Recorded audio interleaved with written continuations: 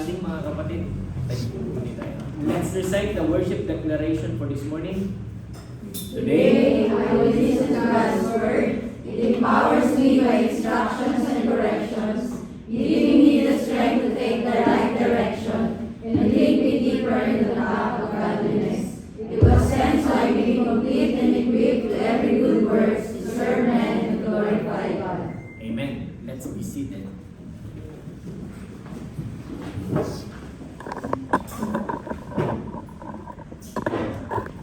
Our main text for today is in John chapter 13, 34 to 35.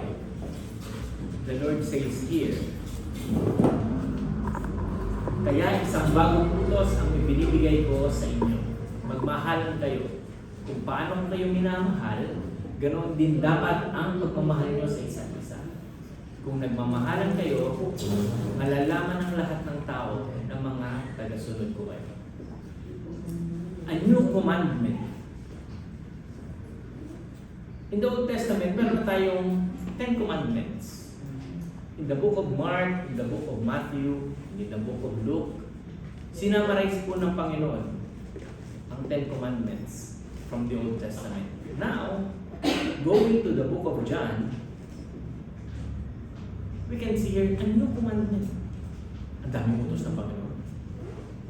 Sabi ng mga anak ko pag inuutosan, wait, later. How about yung mga apostles kaya? Kung they are bombarded with a lot of commandments, inuutos ng ating Panginoon, ano kaya yung kanilang saloobin o kaya naiisip?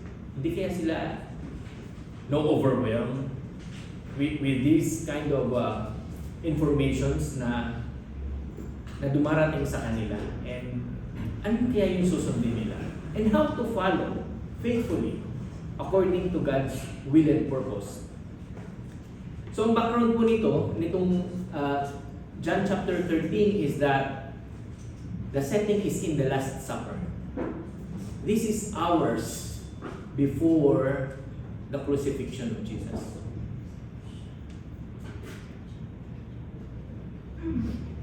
He is just hours away from the cross. At siya lang po yung nakakaalam. The apostles doesn't know.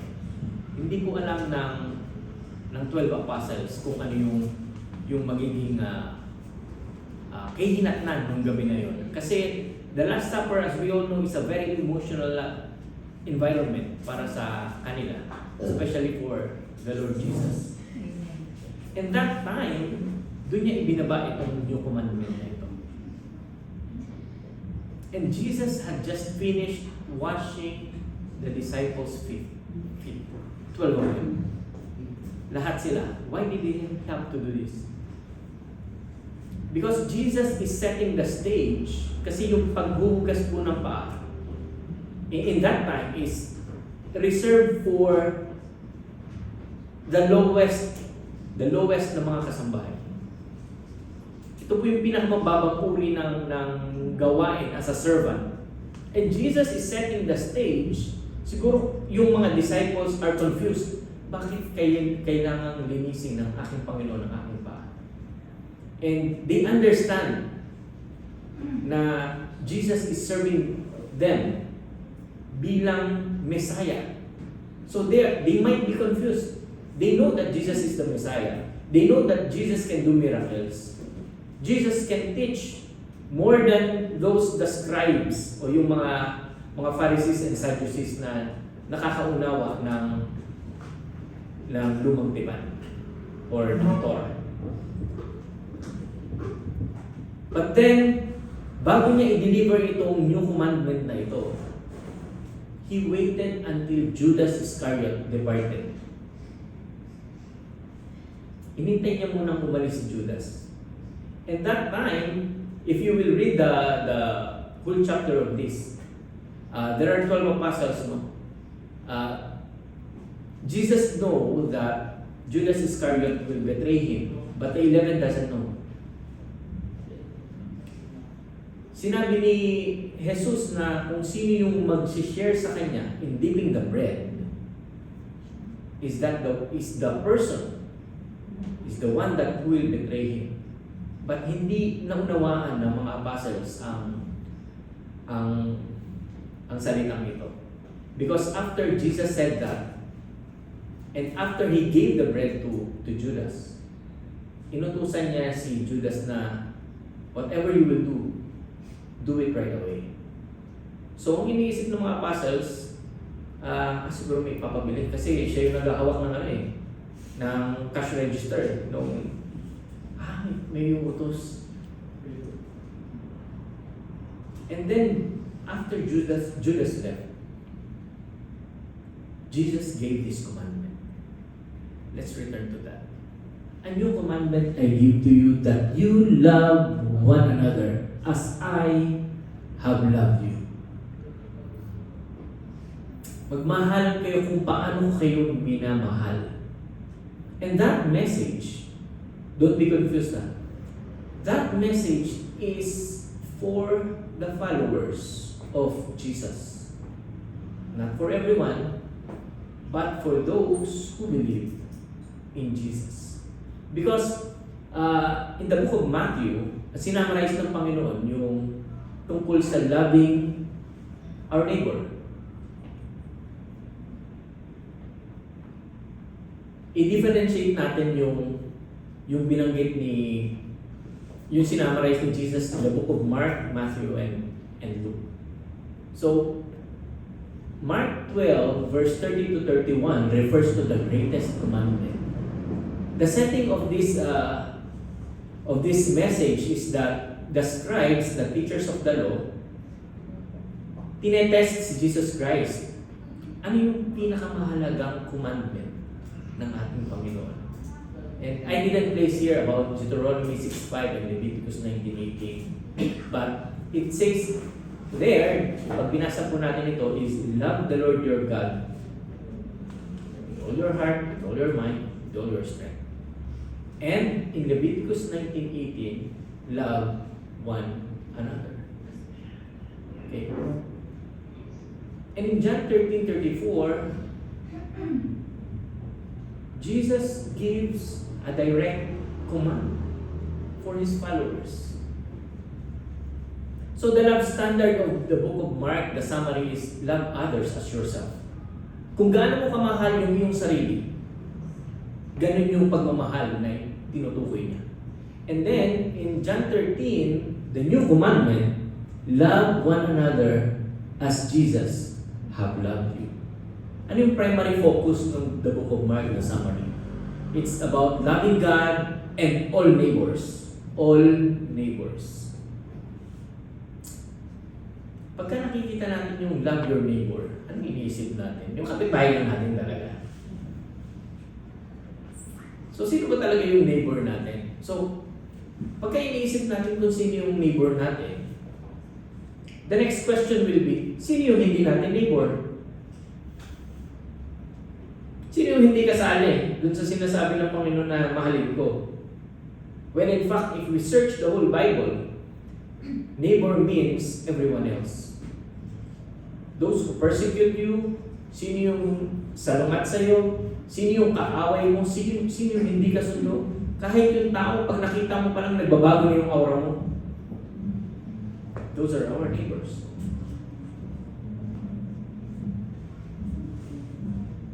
And the new commandment refers to the relationship within the community of Christ believers. Gaya natin mga kapatid. We are a community of Christ believers. So ano po yung objective nung the greatest commandment? It fulfills the law, the 10 commandments. It summarizes it. Kasi yun yung test sa kanya ng mga teachers of the law. And they answered it straightforward. And the new commandment is the identifying mark of a follower of Jesus. So, as Jesus loved us, ganun din dapat yung ating pagmamahal sa bawat isa. Because that is the commandment of Jesus. So, itong message is about love beyond measure. how do we love beyond measure? The first one is, love is defined by sacrifice. Kung mapapansin ninyo sa verse na ito, it's 1 John 3:16. The most famous verse is John 3:16. So may madali na tayong makakabisado, dadagdagan na lang natin ng 1, ano? If we struggle in remembering verses, this is one of the verse na madali nating maunawaan. It says here, this is how we know what love is. Jesus Christ laid down His life for us, and we ought to lay down our lives for our brothers and sisters. John 3:16 talks about salvation and God's love for us. 1 John 3:16 talks about how Jesus died for us. Mga kapatid, bakit po natin mahal ang ating Panginoong Jesus? Why? Amen. The main reason is that Jesus died for our sins. Jesus died for you and me. So John defines love by pointing to the cross. So sa atin, bilang mga mananampalataya, it does not really mean that we have to literally die to love our brothers and sisters. Hindi po yun yung tinutukoy ng verse na ito. It means that if it doesn't cost you something, your time, your pride, your resources, it's not unconditional love. So unconditional means something from you will be delivered. So the small sacrifices that we could provide sa ating mga kapatid, there are a lot of examples, no? By, for example, letting ating mga kapatid na take the better parking spot dyan sa labas. That's the small things. That's how we should love our brothers and sisters. Or if we are having a heated argument sa ating mga kapatid, take the courage to apologize first. Take the courage to calm down. Swallow our pride. And allow kung ano yung ninanais ng Panginoon sa atin. In every situation, mga kapatid, no, when you are in an argument, emotions run high. Kung minsan we're out of control. But what does God want us to do in that situation? What would Jesus do in that situation? That will bring us to a realization to calm down and to swallow our pride. So if it does not really cost you something, hindi po ito agape. It's not unconditional love.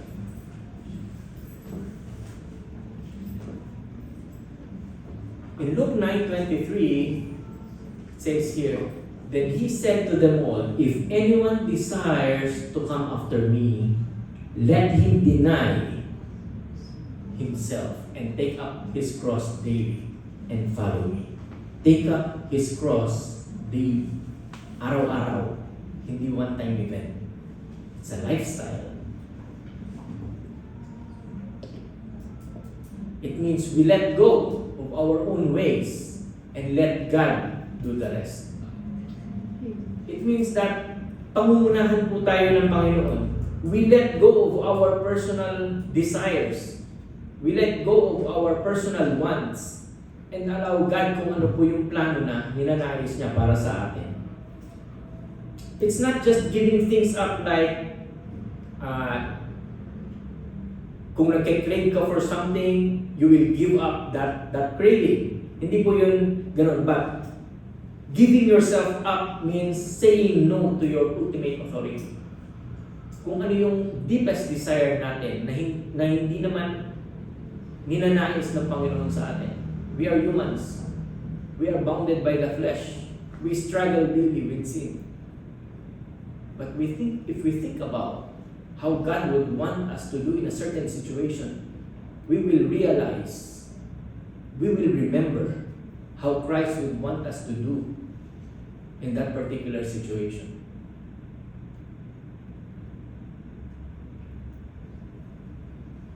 Taking up the cross is a lifestyle of following Jesus Christ.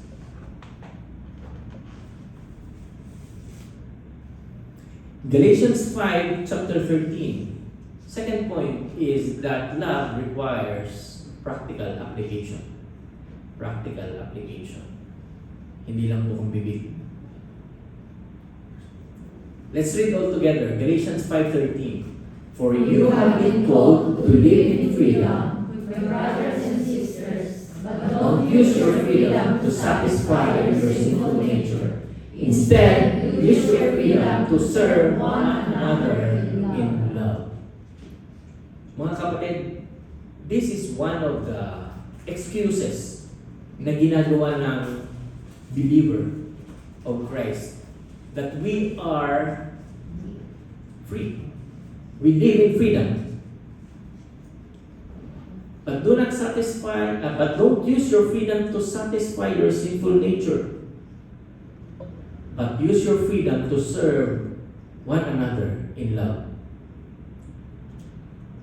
So the most excuse ng ibang believer is that they continue to sin. Nagtatampis ako sa kasalanan. Patatawarin naman tayo ni Lord. Ay, ano sinabi dyan? We're living free. But in reality, mga kapatid, true freedom is having the courage to live as God intended for us. Yung po yung tunay na kalayaan, mga kapatid. Why? For example, you're married, and you're living a sinful life by having an adulterous relationship with another without your spouse knowing.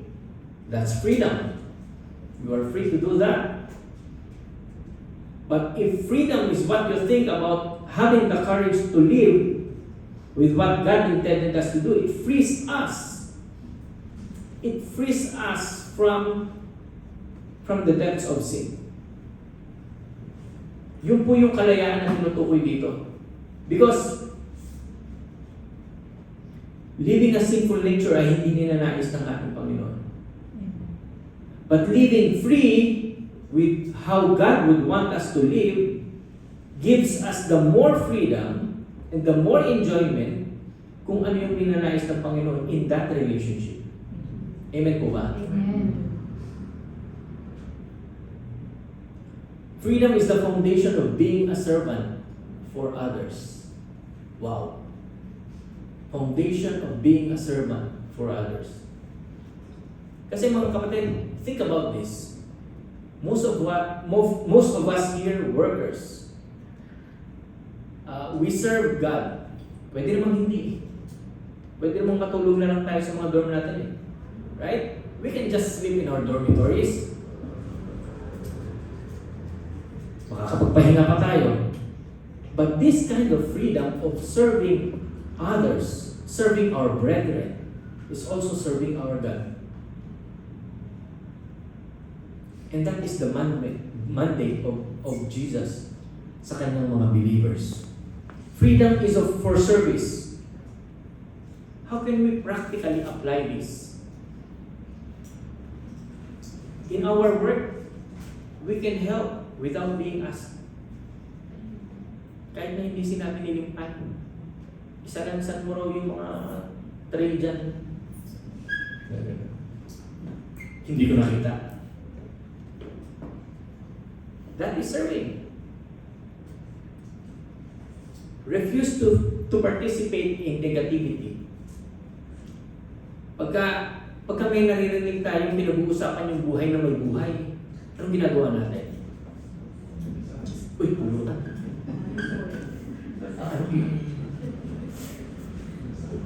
Refuse to participate. in negativity. That's how we practically apply. Encourage instead of criticize. Sa halip na pumuna tayo, na pumuna. Diyan tayo magaling eh. Puna ng puna eh. Ay, bakit di ganito? Ay, bakit di ganyan? Ito ikaw na. We just encourage. And it lifts up the environment. Another thing is that if we have been working for a long time, you know, and we meet someone na bago pa lang, and we feel like they're struggling, take the courage to approach.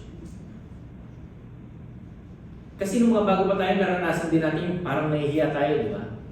Nahihiya tayo magtanong, ano bang dapat gawin? Tama kaya itong gagawin ko na ito? So mapapansin natin yan kasi galing na tayo doon eh. Right? Take the initiative, mga kapatid. That's practical application. James chapter 2, verse 15 to 17. Suppose a brother or a sister is without clothes and daily food. If one of you says to them, go in peace, keep warm and well fed, but does nothing about their physical needs, what good is it?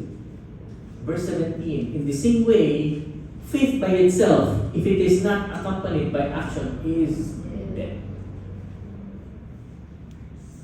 You see your brother or your sister na nag-i-struggle in something, nagugutom o walang pamasahe, how do we respond? I'll pray for you.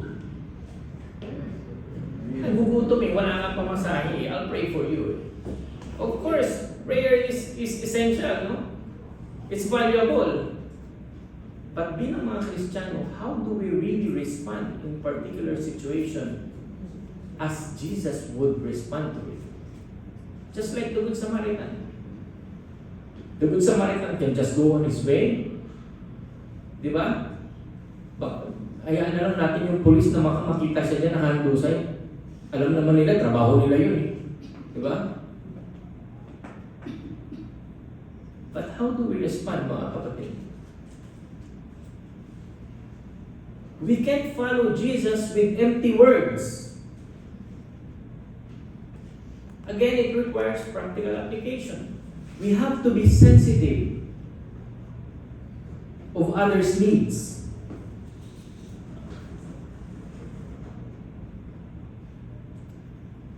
So it is common to say na ipapanalangin kita. Of course, it's good to hear, it's good to know that we do that by our own initiative. But if we substitute helping without doing something na kinakailangan in that situation, hindi po yun yung ninanais ng ating Panginoon sa atin. We have to provide what we really can because nakikita ng Panginoon yung ating nasa puso. If we feel reluctant, if we feel reserved, if we feel na uncomfortable to respond, we are not really believers. We are just hearers of the word. Huwag po namin hayaang yung word ng Panginoon ay lumampas lang sa ating mga tenga. Let's not allow it to pass just by our ears.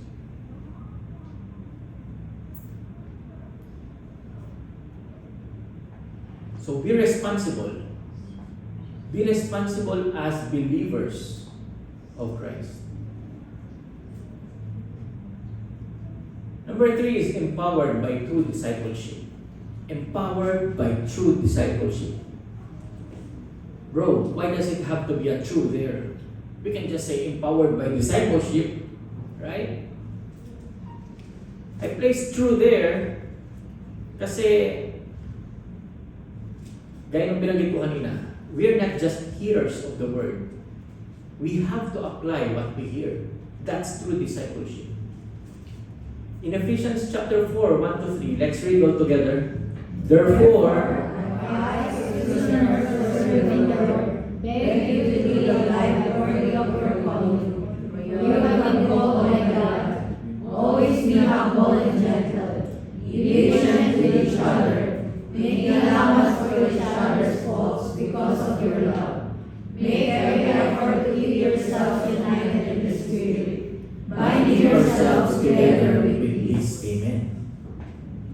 empowered by true discipleship. Make every effort to keep yourselves united in the Spirit, united.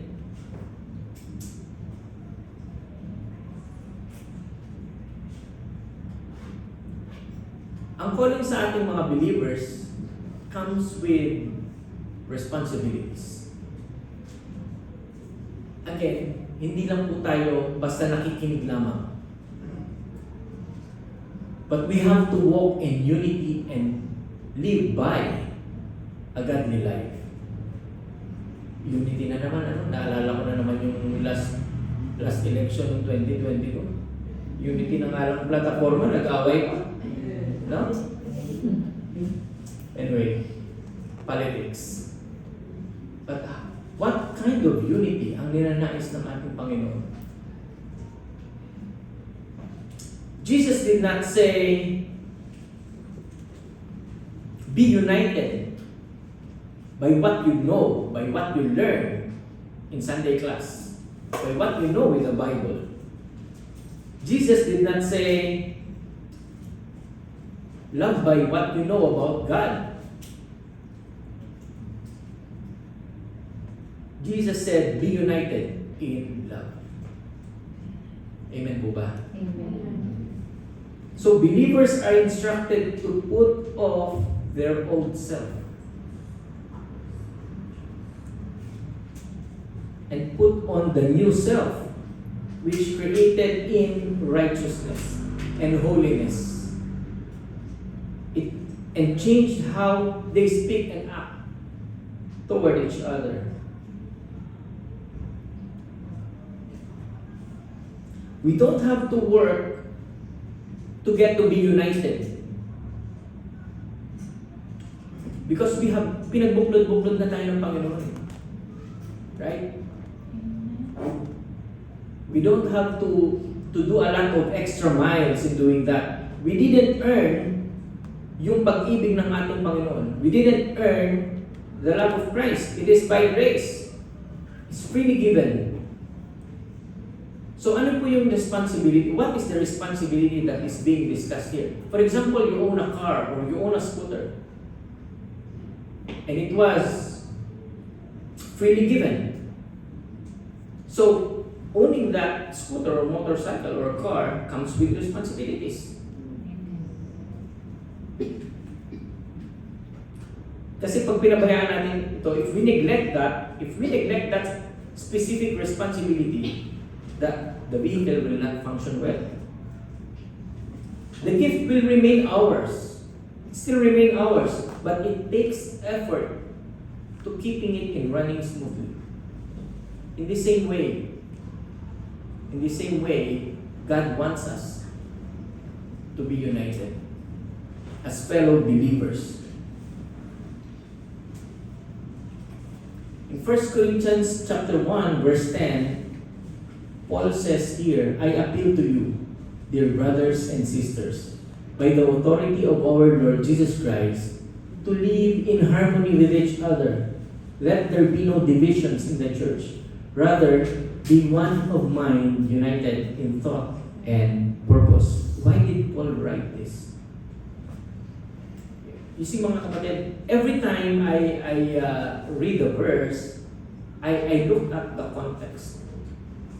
Why is it written? What's the meaning? And that's how I feel like I would really understand what it really means. Because in this time, members were aligning themselves by groups. Sama-sama lang yung mga taga-OSE, taga-ASE, taga-NXP. That's not being united. And in this verse,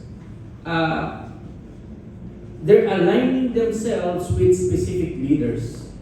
Like some say they would like Peter to lead, Cleophas or Apollos or Paul.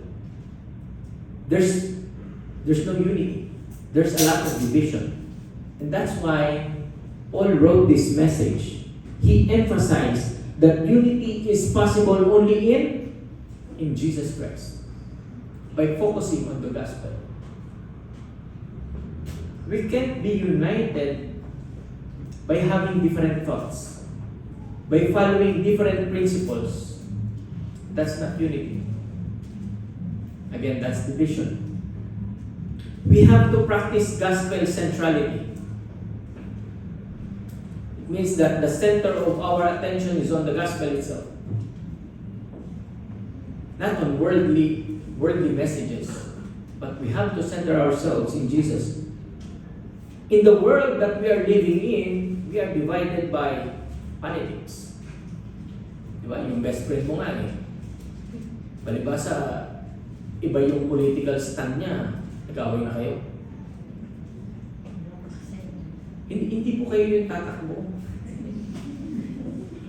Huwag po tayong maging divided by worldly issues.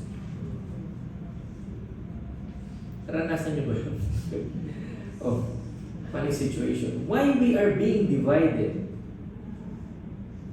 by this kind of issues is very appalling. Personal taste, divided by personal taste, divided by social status, divided by race, when we can be united as one with Jesus Christ. So the common ground is in Jesus over those secondary issues na palagi nating pinagdidiskusyonan. Ay, nabasa mo ba yung ganito? Nakakita ko sa Facebook yung ganito. Di ba dapat ganito yung ginawa niya? Ay, hindi kapatid, dapat ganito yung ginawa niya. Argument. Secondary issues. If we are not focusing on Jesus, we were really going to be divided.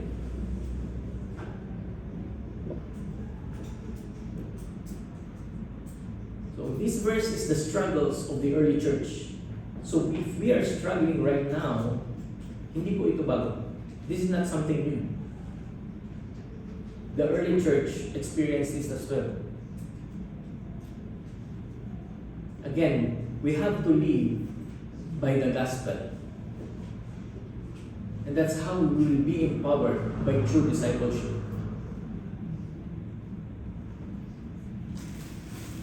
To summarize, living beyond measure is defined by sacrifice. Love is defined by sacrifice. Love requires practical action. Love is empowered by true discipleship. To conclude, mga kapatid, Jesus is not asking us to do a perfect performance, especially in serving Him. Jesus don't want your voice to be perfect. Kahit nasitonado ka, that's fine. Jesus doesn't want you to be perfect in playing the musical instruments. That's not the calling. That's not what He requires. He is asking for visible love by following Him. And that same message that Jesus delivered through the 11 disciples, 11 na lang sila, because Judas already left, is the same message that Jesus is trying to give us this morning. When our world sees these messages like patience instead of anger, we react in patience instead of anger. We become generous instead of being selfish. We choose to forgive instead of revenge or instead of arguments. What does the world see? The world can see Christ's love. Amen po ba mga kapatid? Let's give the Lord a clap offering. Let's bow down our heads and pray. Heavenly Father, we thank you for the message na ibinaba mo sa amin ngayong umaga. We are so grateful for your word today, Lord. We ask that you'd rearrange our priorities to take you as our center and follow your will. Help us to love one another, especially as believers of Christ.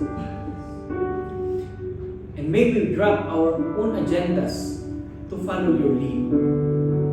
May we continue to reflect kung ano yung dinefine ng ating Panginoong Jesus para sa amin about being wiser and applying love for others without measure. Teach us to keep learning through upcoming days ahead, Lord God. As we return back to our daily activities for next week, please guide our steps, Lord. And keep us in your loving care. As always, let us be the sons and daughters that you would want us to be, to bring light into every conversation, to bring light into every situation, to bring you in every circumstances that we have. Lord God, we commit our work, we commit our lives to you. All the glory and honor is yours, Almighty Father. In Jesus' mighty name we pray. Amen.